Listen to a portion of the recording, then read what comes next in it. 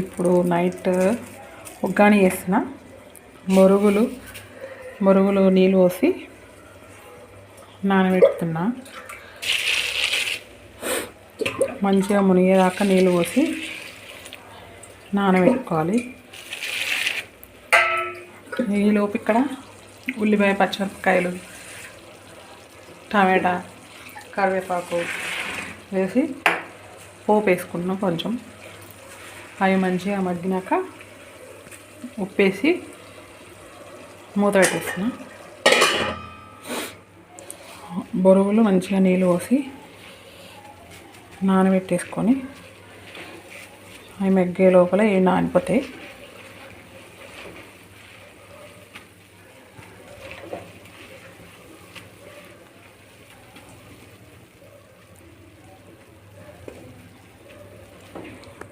ఉగ్గానీలోకి పప్పుల పొడి చేసుకోవాలి కదా.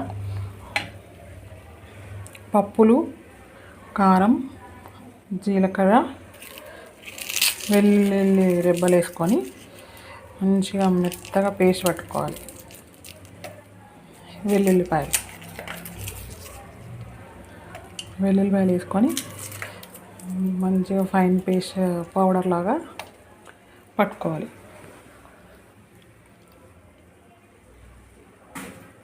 మంచిగా బొరుగులు వేసేసుకొని దాంట్లో ఒక మంచిగా వేగినాక టమాటా, పచ్చిమిరపకాయ అవన్నీ 2 స్పూన్లు పుట్నాల పొడి వేసుకోవాలి.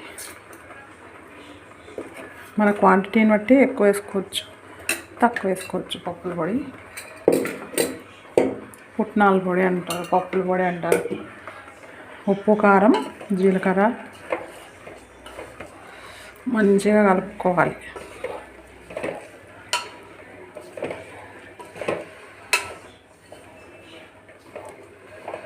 మంచిగా కలుపుకొని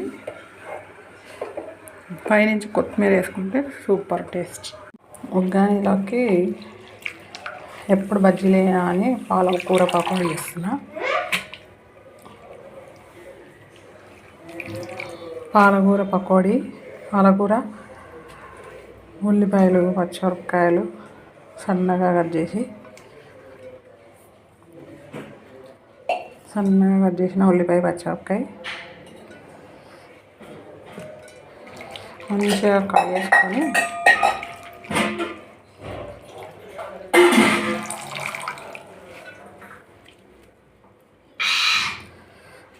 దీంట్లో ఉప్పు, కారం, జీలకర్ర, బియ్యం పిండి, శనగపిండి,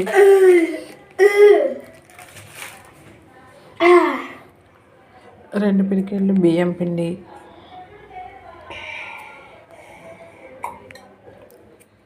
ఉప్పు, కారం, జీలకర్ర వేసుకొని బాగా కలుపుకోవాలి.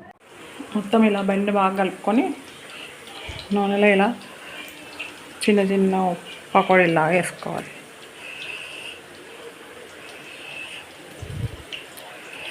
మంచిగా ఎర్ర అయ్యేదాకా కాల్చుకొని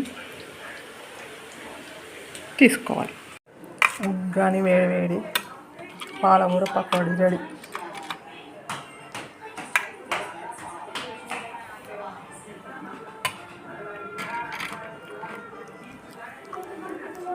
సూపర్.